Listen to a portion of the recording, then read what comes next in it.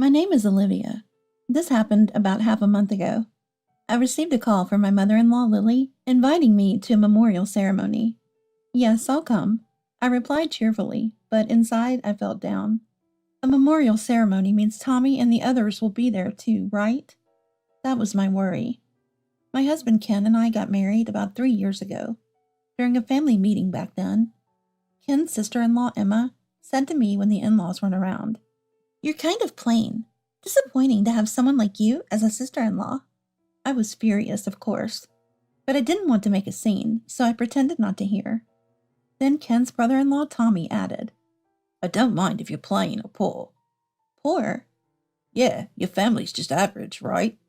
"Well, yes." "Then you're poor. Not a good match for our family." They mocked me like that. Ken noticed and stepped in quickly, so the conversation ended there, but it still hurt. What was that about? Even with all their money, they're poor in character. I complained later, but it was just a petty response. Because of that, I still don't like Tommy and his wife. No, it's more accurate to say I hate them. I don't want to see Tommy, but I already told Lily I'd come.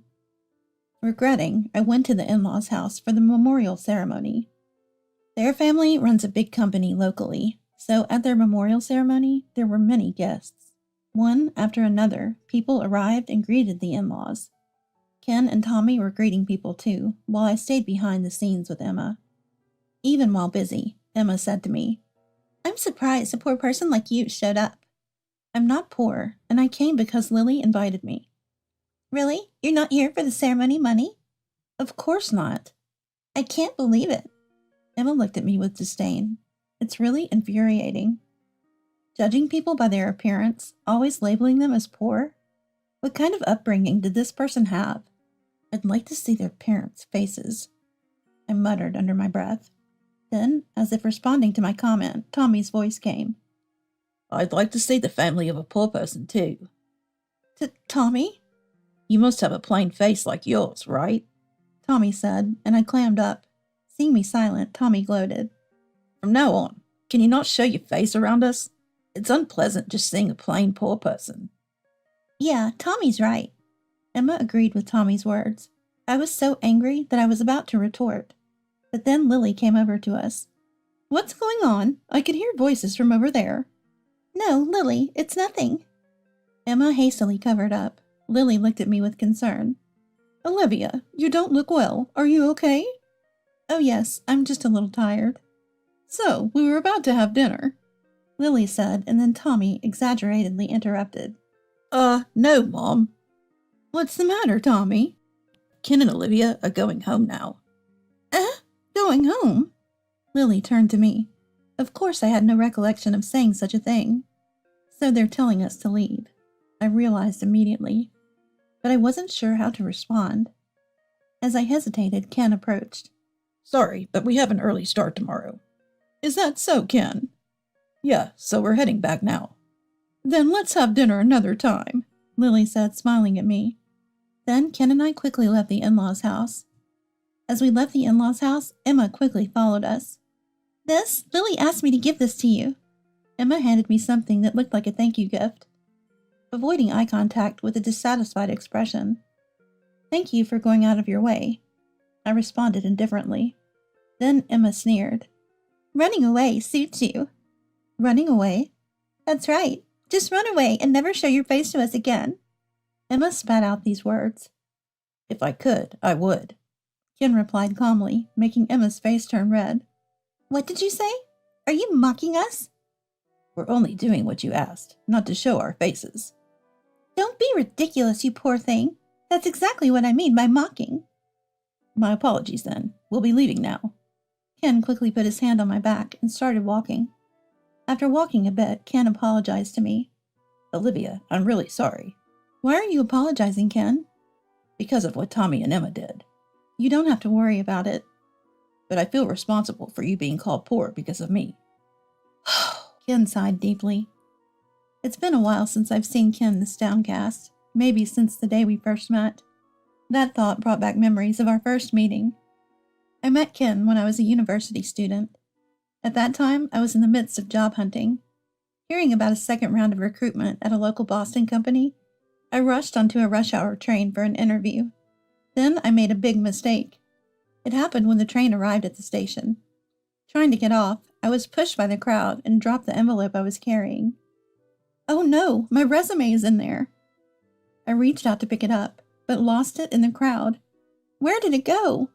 As the crowd thinned, I frantically started searching for the envelope. While looking around, I suddenly heard a voice from behind. Excuse me, are you looking for this? I turned around to see a man holding the envelope containing my resume. That's it! I lunged for the envelope, but it was wrinkled and had footprints on it. No, my resume is inside. They won't read it now, it's ruined. Just as I thought that, the man who picked up the envelope said, What's inside? Oh, it's my resume. I was going for an interview, but it's okay now. Sorry I stepped on it. No, it's my fault for dropping it. We both felt down. There was no time to rewrite it now. I decided to give up, thinking it wasn't meant to be. I took the dirty envelope, ready to go home. But the man, seeing me about to leave, said, It's too early to give up. I'll go with you and apologize. But, which company's interview is it? If I know the company, I can help guide you. The company I'm going to is... I told him about the company I was headed to. The man's expression brightened instantly. Then it's all right. But with this resume? It's fine. Dad won't mind something like this. He said with a smile. This man was my now husband, Ken. The company I was headed to for the interview was, in fact, Ken's family's business. Afterward, I went to the company with Ken, and he explained the situation to his father, Sam. I managed to have the interview successfully and got the job. Ken was kind to me after I joined the company, and we started dating. That leads to us getting married about 3 years ago. Thinking back, he was even more upset than me at that time. Remembering all this, I couldn't help but smile. Ken, unaware of my thoughts, continued with a downcast expression. It's my fault, isn't it? I left the company a year ago. What do you mean? Remember, I left Dad's company a year ago. That's why Tommy and the others are acting up. I'm really sorry. Ken apologized, looking guilty. Tommy and the others had been mocking me since we first met, but their taunts were directed only at me. Ken never received any bad remarks before. But that changed a year ago, with his resignation. Ken, having graduated from university, worked at Sam's company. He was one of the heirs apparent, holding a fairly high position. Then, one day a year ago, Ken came home from work and said to me, Olivia, I quit my job. Why? I was obviously shocked. With a normal company, there could be various reasons, like downsizing due to poor performance. But Ken worked at Sam's company. Even if he had made a mistake, it's hard to imagine him being fired on the spot. It's more likely that people would have tried to downplay the issue. Yet without any warning, Ken quit. Confused, I asked him again, Why did you quit? There were various things. Tommy or Sam? No, well, it's a bit. Ken hesitated. It seemed like a difficult topic for him to bring up. Then it can't be helped. I sighed. Then I told Ken. Got it. Do you have another job lined up? Olivia, aren't you angry? Why would I be? Your husband just quit his job on his own. Normally, this is where divorce comes up. What? What are you talking about? Well, because there'll be no salary. Listen, I didn't marry money. I married you. Do you understand? Yeah. Money's important, but it's not everything, right? That's true, but... Let's take this opportunity to show Tommy and the others that we can be happy without money. After I said that, Ken suddenly looked down. With tears in his eyes, he kept his head bowed. Sorry, Olivia, and thank you. All right, then starting tomorrow, we'll work hard on living frugally. Thus, Ken left Sam's company. Afterward, he switched to a cleaning company that had a contract with Sam's company. It was owned by an acquaintance of Sam's, but that was it. Ken's salary was typical for a mid-career hire, and his work was the same as other employees. It involved dirty jobs and overtime. It must have been tough for Ken, who was used to intellectual work. Still, he never complained and kept working. Of course, I did everything I could, too. I started part-time at a grocery store and suggested moving to a cheaper apartment. I focused on cooking economical meals and avoided luxury items. We tried our best to live happily on a small income. But Tommy didn't care about that. Seeing our reduced income, he mocked Ken like this. Dragged down by a poor person. Now you're officially a poor couple. Congratulations.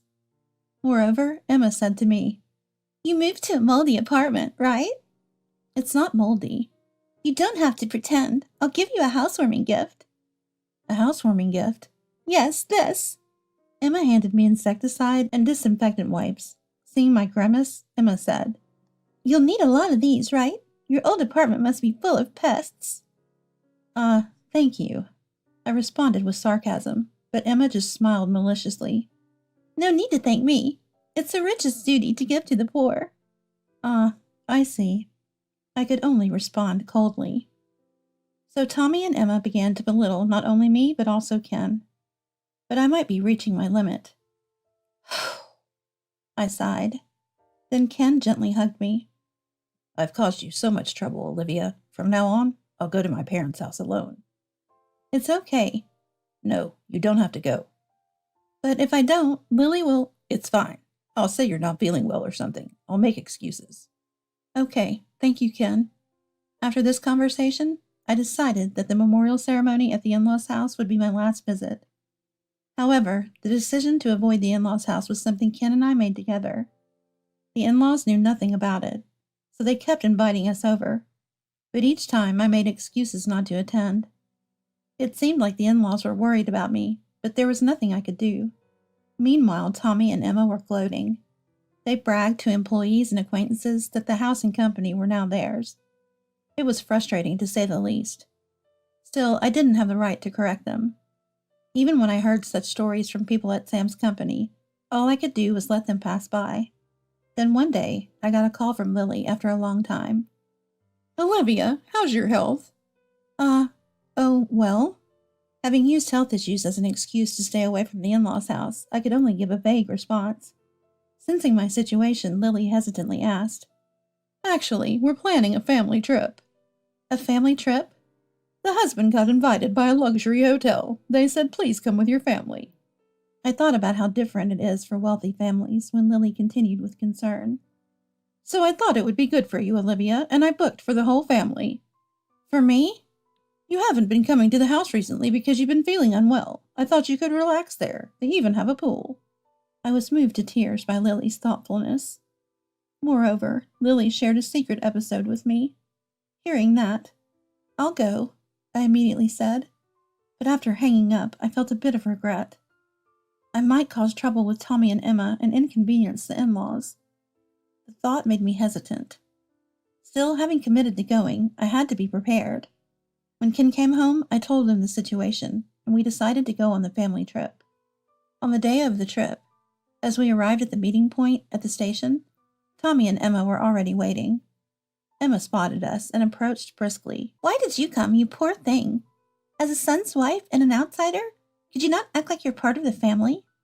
If I, as a son's wife, am not family, then Emma, you also are a son's wife, so you are not either, right? What? I'm the wife of the eldest son. I'm the family who'll bear the important heir. Her self-serving logic was exasperating. While this was happening, Lily and Sam arrived. Lily immediately came over to me. It's been a while, Olivia. It has been. Nice to see you. I'm glad you're looking well. Enjoy the trip. I will. I glanced at Emma, who seemed quite frustrated, internally saying, serves you right, to myself. I followed Lily towards Sam. We then took a train to a high-end hotel in a famous tourist area. As we walked through a street lined with souvenir shops, Lily said, There's a store my husband and I want to visit. Could you go ahead to the hotel? Sure, I can take care of your bags. Emma volunteered like a child. Oh, thank you. Then I'll leave it to you. Lily said this and went off somewhere with Sam. As soon as the in-laws were out of sight, Emma started complaining to me. Can't you just go back even now? Why should I? Because I don't want to travel with a poor person. We can't go back now. Everything is already booked. You can make up some urgent matter. No, I won't. I firmly refused and started walking towards the hotel. Emma Grumpy followed me. Then from behind, she threatened. If you won't go back, I'll make you. What? Nowadays, you can cancel reservations over the phone or online. Emma took out her mobile phone. Please stop. I grabbed her arm. At that moment, Tommy's loud voice echoed around us. So desperate to stay at a luxury hotel, huh? You poor thing.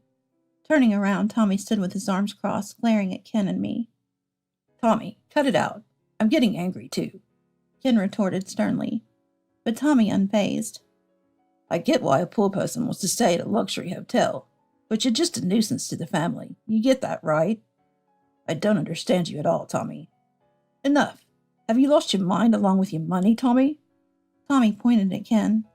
I had reached my breaking point. Furious, I approached Tommy without holding back. Always going on about being poor. What do you want to say? The value of money is different for everyone. Huh. A poor person like you talking about the value of money? Poor people should just stay quiet. Shut up. No matter how much money you have, it's worthless if your character is this bad. What? Are you saying I have a bad character? Oh, didn't you realize? You're incredibly spiteful. Just shut up and listen. Tommy tried to grab me.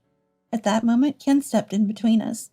He grabbed Tommy's arm and said, If you dislike us so much, why don't you just cut ties? That's right, I'll throw you out, Tommy shouted, just as Lily's voice came from behind. The one leaving is you, Tommy. Mom. Tommy turned around in a panic. He quickly straightened his clothes and approached Lily. Mom, I didn't do anything. Didn't do anything. I know everything.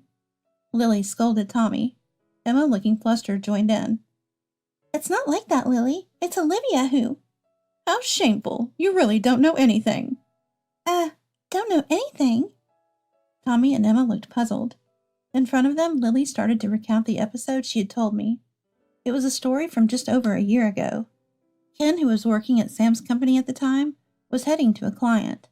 Normally, he would use a company car for such trips. But that day, all the cars were in use. So Ken took the train to the client. Getting off at the station near the client's office, Ken found a young boy about elementary school age, looking around the platform, clearly searching for something. Ken saw himself in that boy, reminiscent of when we first met. So he approached the boy. What's wrong, kid? I dropped my wallet. The boy explained that he lived in Portland. His parents were busy with work and hardly had time to go out with him. So he decided to visit his relative's house alone. He had his parents' permission, but soon realized he'd lost his wallet. So you were looking for your wallet? Yeah, I can't get home without it. The boy looked close to tears.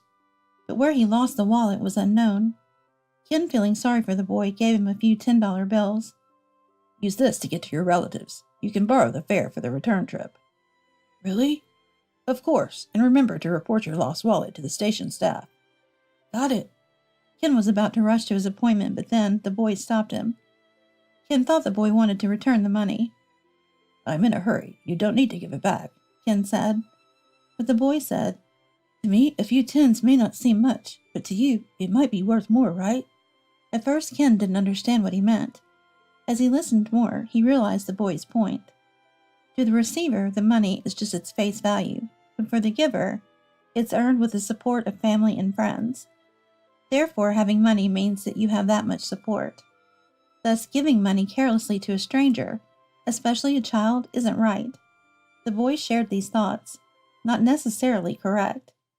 But Ken was moved by the education the boy received about the value of money. He followed the boy's wishes. Eventually, the boy, insisting on returning the money, took Ken to his relative's house. There, the relatives thanked Ken and returned the money. By then, Ken was late for his appointment. The client was understanding, but someone didn't accept this. The person who didn't accept this was Tommy. Without listening to any reasons, he said, Unacceptable. Tardiness is tardiness. Take responsibility. All right, Tommy, I'll resign. And so Ken left the company. Lily concluded the story. The child insisted on expressing his gratitude and invited us to the hotel.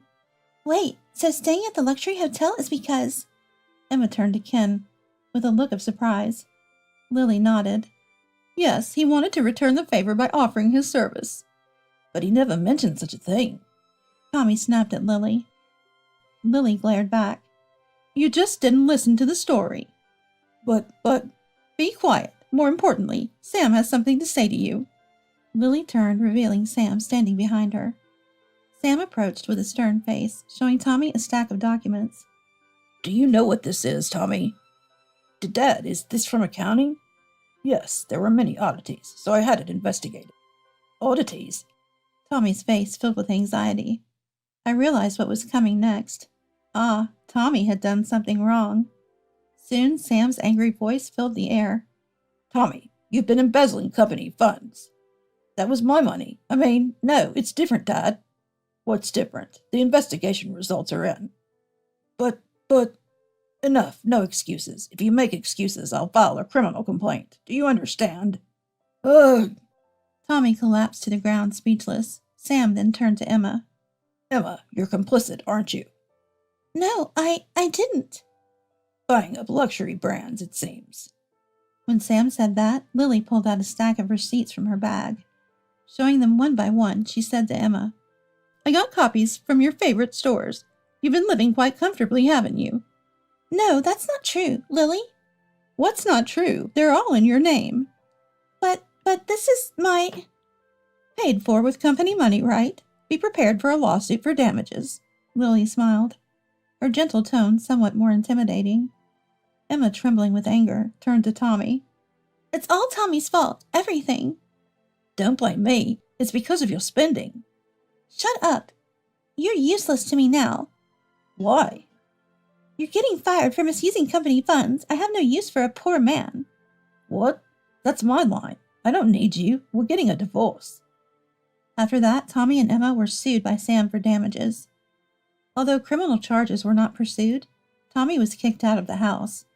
Additionally, due to misconduct, he was fired from the company. Now he's working at a construction site from dawn to dusk to pay back the compensation demanded by Sam. Meanwhile, Emma divorced Tommy. Unable to pay the damages after the divorce, she turned to her parents, who quickly paid Sam. However, they were strict with Emma. They demanded she repay the money they spent. Left with no choices, Emma started working at a club. But without a steady clientele, and struggling even to buy makeup, she became impoverished. She's now known as a poor person in her circles, living days filled with regret. As for Ken, he reunited with the child at the luxury hotel. When we greeted him, the boy thanked his parents for raising him to be praiseworthy. He's now striving to take over the family business as a way of giving back. He encouraged Ken to keep striving too. Hearing this, Ken nodded firmly. Later, persuaded by Sam, Kim rejoined Sam's company. He's now working hard to be Sam's successor. I, too, am making an effort to continue supporting Ken in his endeavors.